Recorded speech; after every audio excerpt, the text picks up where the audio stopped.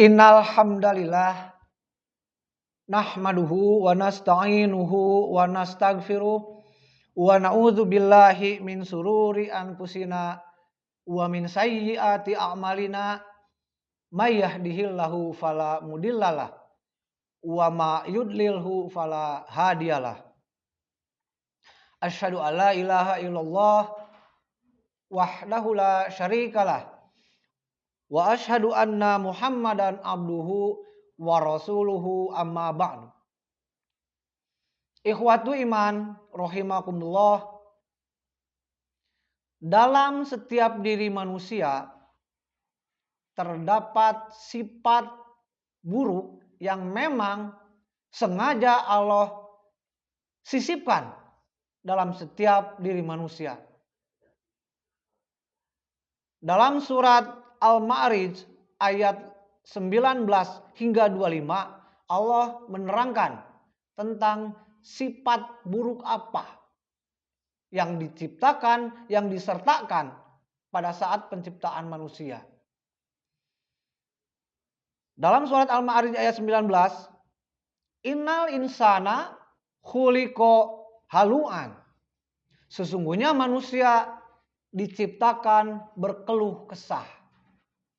Artinya setiap penciptaan manusia maka disertai dengan memiliki sifat berkeluh kesah, sifat saling menggerutu. Kemudian kelanjutan ayatnya, idza masahu syarru jazuan.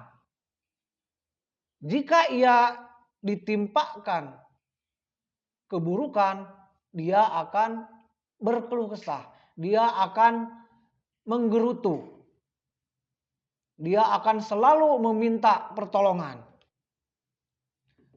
Namun idza masahul khairu manu'an, saat ia diberikan kebaikan, saat ditimpakan kebaikan, kebanyakan manusia itu manu'an, menolak, atau bisa juga diartikan sebagai kikir.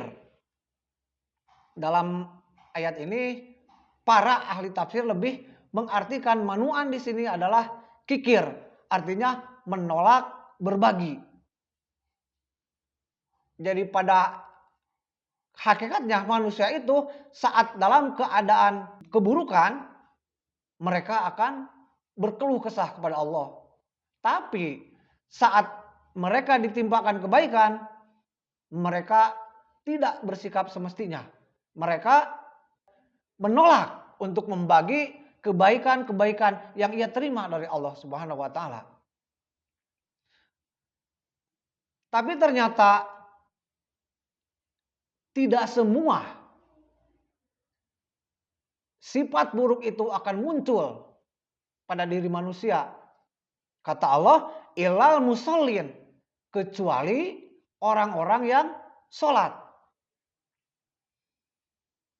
Alladzina hum an sholatihim daimun. Yang dalam sholatnya itu mereka dawam atau terus menerus. Jadi ternyata dengan sholat yang sholatnya daimun, continue, terus menerus, tidak pernah bolong-bolong, maka sifat buruk yang memang secara kodrati ada dalam diri manusia bisa tertutupi. Ada potensi tidak muncul sifat buruk. Tapi syaratnya tidak hanya sholat. Tentu saja sholat yang dawam, yang kaifiatnya hanya berpandu kepada panduan Rasulullah Shallallahu Alaihi Wasallam. Tidak sembarangan sholat. Jadi supaya tidak munculnya sifat buruk yang tadi, maka salah satunya adalah tidak meninggalkan sholat. Dan sholat yang dilakukan tentu saja sholat yang hanya berpandu kepada ajaran Rasulullah Shallallahu Alaihi Wasallam. Namun ternyata tidak hanya dengan sholat. Kelanjutan ayatnya adalah waladina fi amwalihim haqqun ma'lumun. Yang dalam memiliki harta, jadi orang-orang yang memiliki harta, dia menyisihkan, membuat bagian dari hartanya lisaili wal mahrumi, bagi orang yang meminta ataupun yang tidak meminta.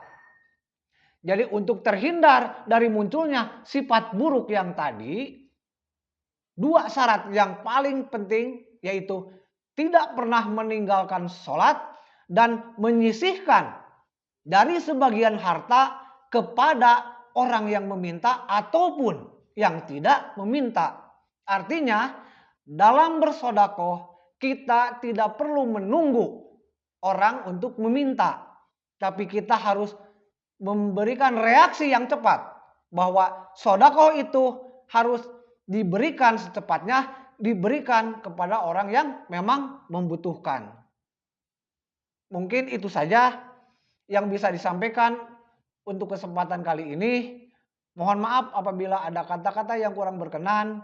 Aqulu qouli hadza wa astaghfirullah li wa lakum. Rabbana atina fid dunya hasanah wa fil akhirati hasanah wa qina azabannar. Wassalamualaikum warahmatullahi wabarakatuh.